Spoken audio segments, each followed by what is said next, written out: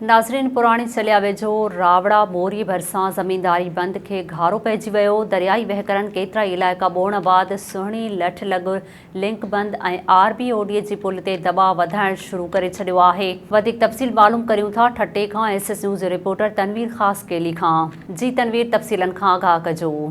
जी बिल्कुल नाज़रीन, तालके ठटे जाओ कचे जो बेलो जेको आहे चिलिया भरिसां ही समूरो कचे दरियाए सिंध खे लॻंदड़ जेका इलाइक़ा आहिनि उहे पाणी जी लपेट में अची चुका आहिनि। हिन वक़्तु आउं हुते जेको सरज़मीन ते मौजूदु आहियां त हिते जेका आहिनि सो दरिया जा जेका वेकिरा आहिनि सिंधु दरिया खां 5 खां 10 किलोमीटर जे मुफ़ासिले ते पाणी जा केतिरा ई जेका बंद हुआ उहे टोड़े करे जेको आहे सो पाणी जेको आहे मुख़्तलिफ़ बचा बंदनि लाइ वधणु लॻो आहे। अगरि कैमरामैन तव्हांखे पाणी जा मंज़र ॾेखारे त पाणी जी जेकी सूरत हाल उन त तेज़ी सां वधी रही आहे। हिते जा बंद जेका आहिनि उहे बि जेको आहे सो इंतिहाई हसास बंद आहिनि जेके कहिड़े बि वक़्तु जेको आहे सो टुटी सघनि था, जंहिंसां ठटो शहर खे ख़तरो लाक़ आहे। पर अहिड़ी सूरत हाल खां पोइ इंतिज़ामिया बि ग़ाइबु आहे। हितां जा बंद जेका आहिनि बंदि करण में नाकाम वई आहे।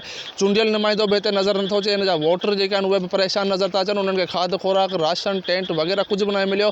पंहिंजा मासूम बचा वठी जेको आहे सो हिते दरबदर नज़र अचनि पिया। हिन सॼी सूरत हाल ते अञा ताईं सिंध सरकार बि नोटिस न आहे वरितो। ही दरिया सिंध जो जेको पाणी आहे उनजो वेकिरा ऐं जेकी वाध आहे उहा मुसलसल वधी रही आहे। जेको केतिरा ई जेका फसल हुआ केले जा कमंद जा उन सां खोड़ सारा अहिड़ा फसल हुआ जेके उहे बि पाणी ॿोड़े छॾिया आहिनि। ज़मींदारनि खे करोड़े रुपयनि जो नुक़सानु पए थो आहे। समूरी सूरत हाल अञा ताईं इंतिज़ामिया बि नज़रअंदाज़ कयो हिननि इलाइक़नि खे, त चूंडियल नुमाइंदनि बि हिननि इलाइक़नि खे मुसलसल नज़रअंदाज़ कयो आहे। जी नाज़रीन, वधीक ख़बरुनि ऐं अपडेट्स जे लाइ ॾिसंदा रहो SS न्यूज़ वेब चैनल। असांजे चैनल खे लाइक ऐं सब्सक्राइब करणु न विसारींदा।